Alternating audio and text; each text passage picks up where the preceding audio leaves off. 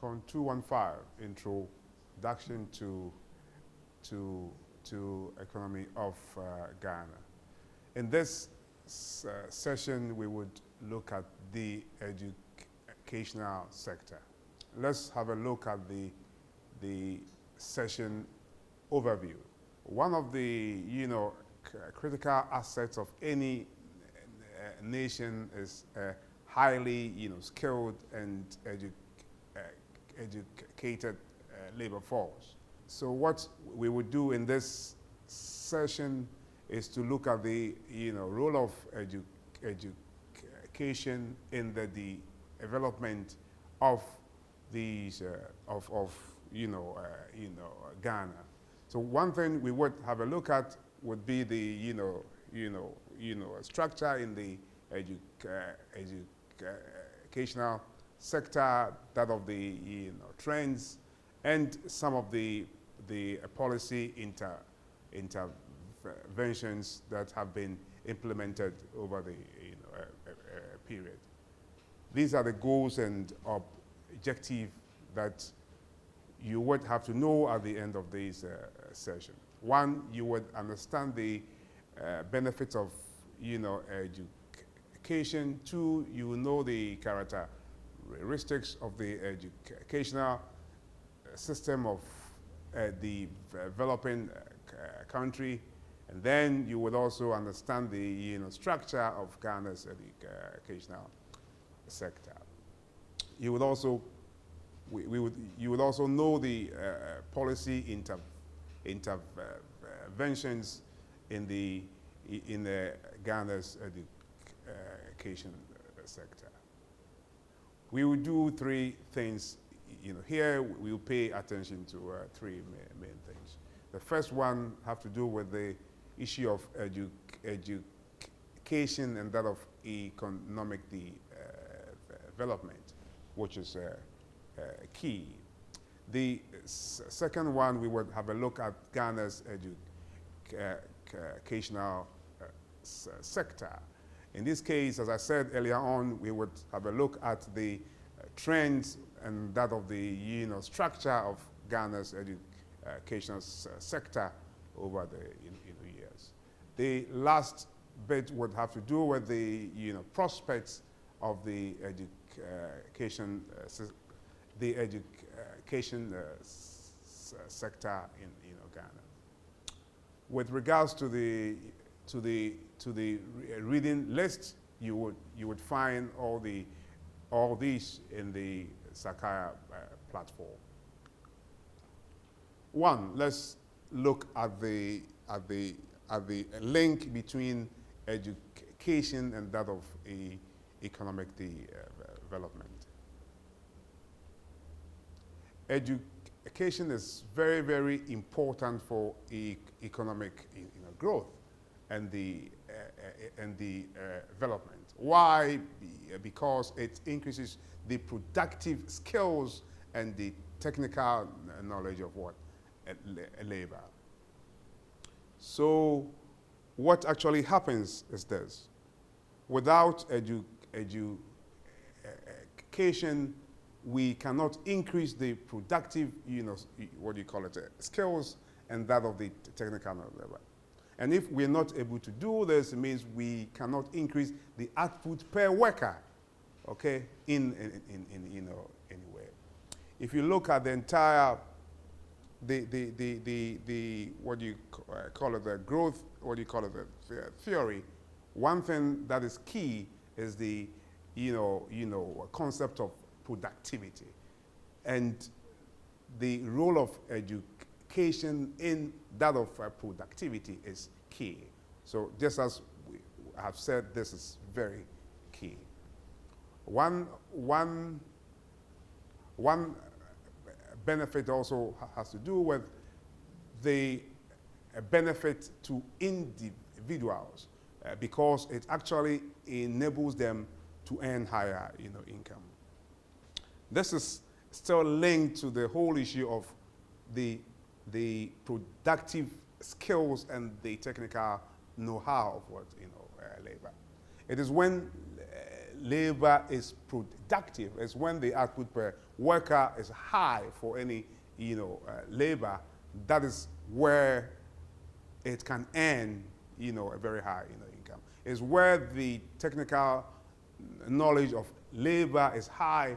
This is the case where labor can earn a very high income. So what we are saying is this: if you don't have education, it is probable that you may not have a higher income. Why? Because education leads to higher income one way or the other. Education also is seen as an intrinsic good in itself, since it actually empowers people and make them confident. So yes, once you go to school or once you gain this, what do you call it, knowledge, it makes you confident as well.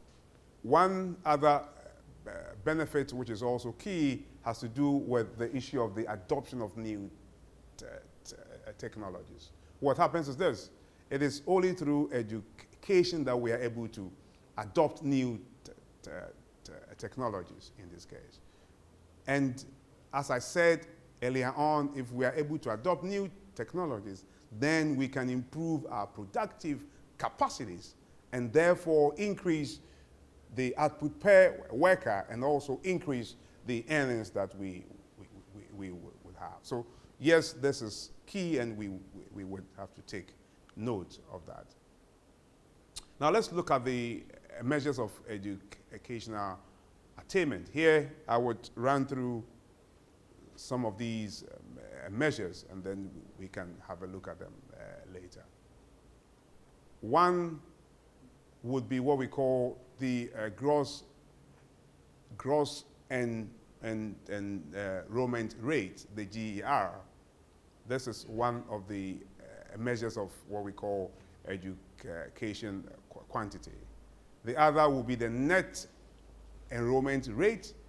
Then we have the average years of schooling of the adult population, and then we have the last measure, which is called the adult literacy rate. So what is the GER? What is the gross enrollment rate?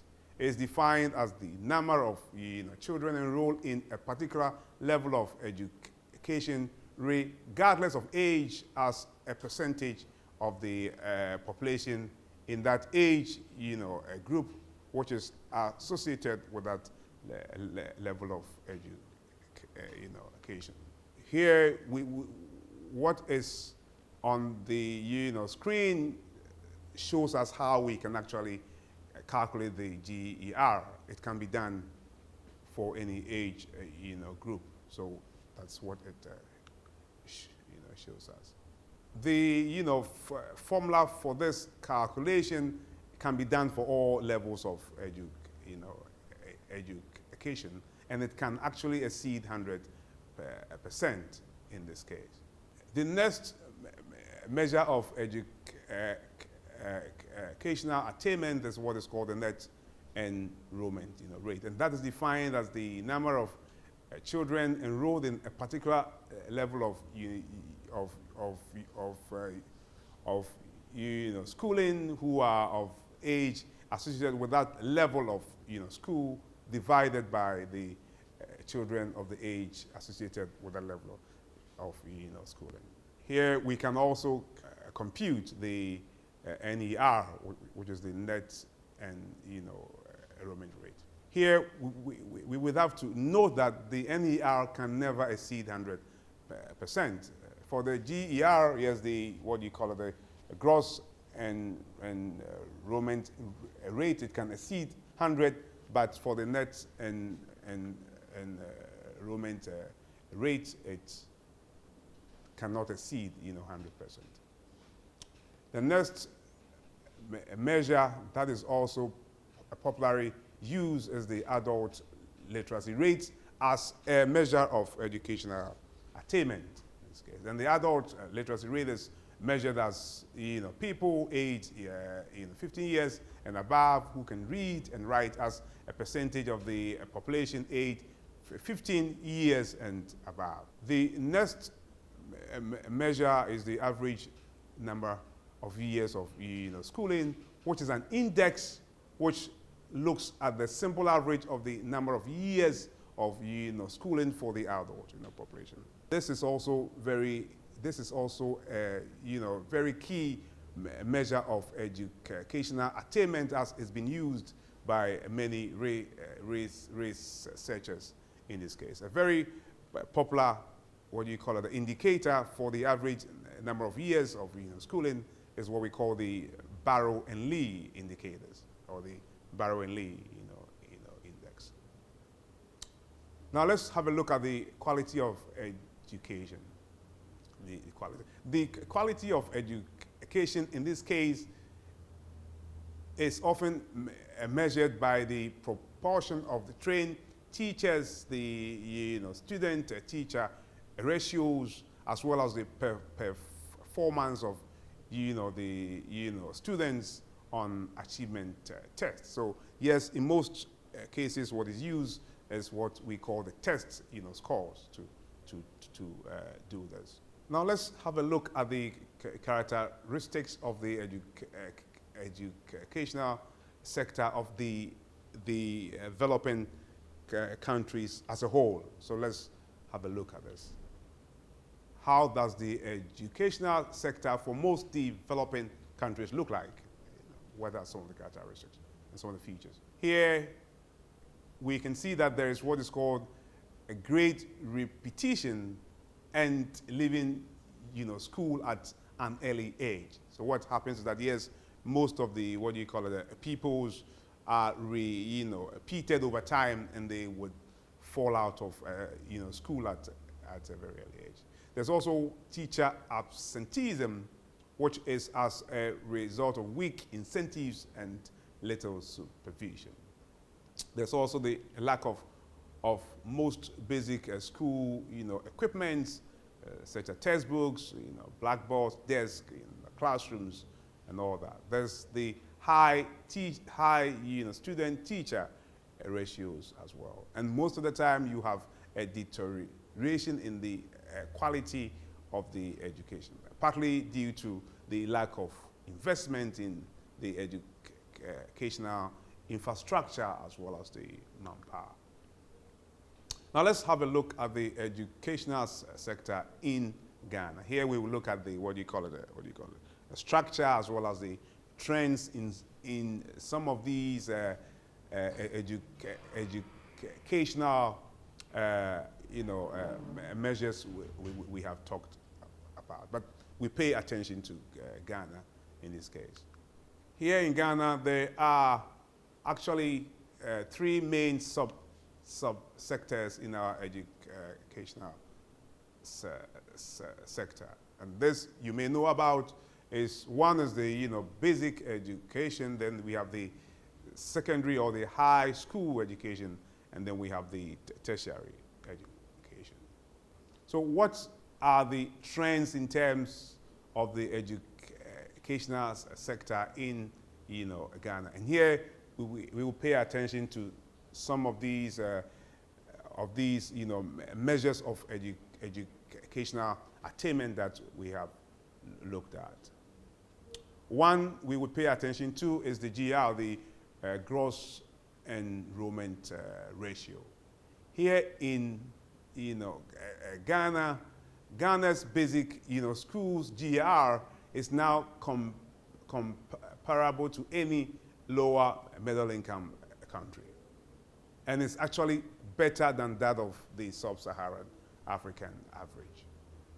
In the year 2014, the GR actually increased at all basic educational level, except at the junior high school level, where it fell marginally. So what about the NER, the net enrollment ratio? What about the net enrollment ratio?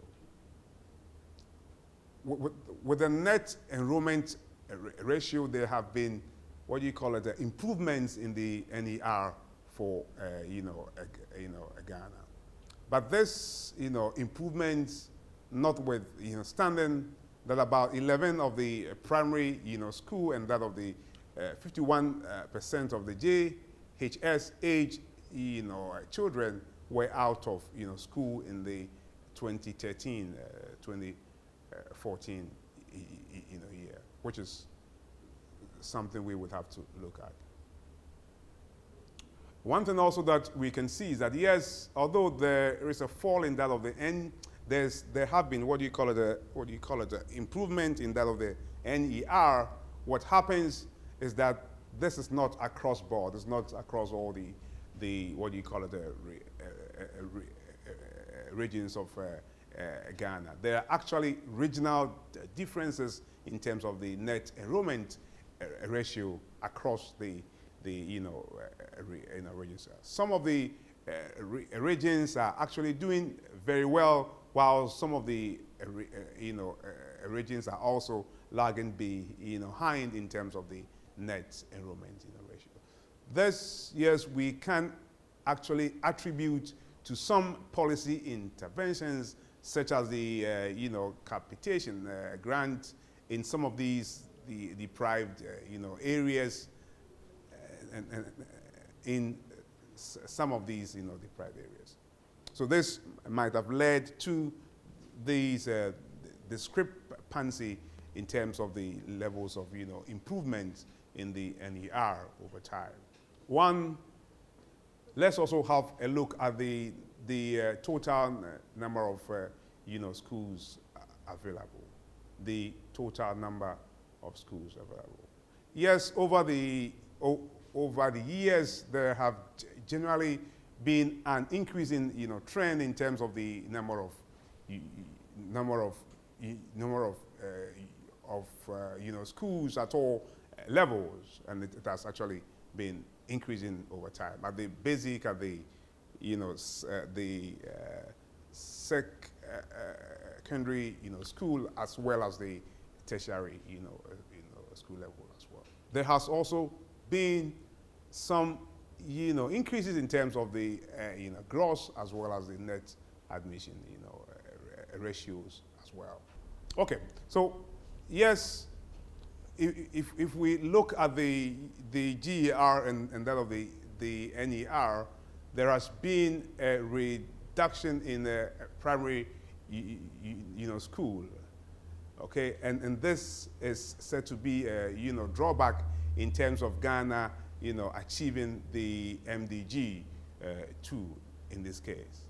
Now let's also have a look at the quality of the physical infrastructure that we have in many of these schools. The quality of physical infrastructure is another issue that needs to be addressed. Okay, so yes, the data shows that the private schools are of far superior quality to that of the public schools. And as I said earlier on, there are also regional differences that we would have to pay attention to. And these regional differences are as a result of the policy interventions that we have carried out over time. The table there, actually, the table on the slide shows us the completion ratios for both primary and the JSS by gender, be it male and that of female. So now let's have a look at the third topic. Here we would have a look at the policy interventions here. As I said in my previous lecture, most of these policy interventions are derived from Ghana's development policy frameworks, be it the GPRS 1 and 2 or the GSGDA, the Ghana Shared Growth and the Development Agenda, which you would have to lay hands on and then read. So here, these are some of the policy interventions which I will try to summarize for you. One key policy intervention in the educational sector has to do with increasing inclusive and equitable access to and participation in quality education at all levels. So what this policy intervention seeks to do is to make sure that there is an increasing inclusivity. Okay, what that means is that everyone must have access to quality education. And two, it needs to be equitable access as well, which means that yes, everyone must have access to education, no matter where you live in this part of the, what do you call it, country, or your gender, or your location, whatever be it, you must have access as the person in the other side. So if you are in the, what do you call it, the northern part of Ghana, we expect that you have the same access as the one who is in the southern part of Ghana. And yes, this policy intervention also seeks to make sure that yes, everyone participates not just in any education, but a quality education. And with this regard, there are many policy interventions and many policy options that we have to follow through. Among them would be to remove the physical, financial, and social barriers that are constraints to access to education at all levels. And then most also importantly, some of these policy options has to do with bridging the gender gap, making sure that whether it's a girl child or whether it's a boy child, the person is found in school. The second policy intervention has to do with the promotion of teaching and learning of science, mathematics, and technology at all levels. The promotion of teaching and learning of science, mathematics, and technology at all levels. So this also seeks to make sure that the teaching and the learning of science is made available at all levels. And there are many policy interventions to this regard. The third policy has to do with improving the management of education service delivery, improving the management of education service delivery. Okay. And in this case, this policy option looks at how we can manage education service delivery so that we can improve through policy interventions that are to be implemented over the medium to the long term in order to consolidate the decentralized structures that we have. So we want to make sure that the decentralized structures that we have is able to deliver an effective education to our people. And these also, there are many policy options that we will have to look at as well. The fourth policy intervention has to do with improving the quality of teaching and learning, improving the quality of teaching and learning. So this policy measure seeks to improve the quality of teaching and learning, and this actually include how we can review and standardize the curriculum, especially at the basic level, and many other policy interventions that will help us to improve the quality of teaching and learning at all levels of the educational system. There are also other policy, options that would help us improve the quality of teaching and learning. And these include others like how we can manage and also monitor the quality with the support of the district assemblies and the other communities as well as parents. The other policy intervention has to do with how we can ensure the provision of life skills training and management for managing personal hygiene, fire safety, environment, sanitation as well as climate change. So your references will also be available in your Sakai platform, and you can always have access to that. This is the end of section Unit 12, and we would move on to the last section, which is section 13. See you again.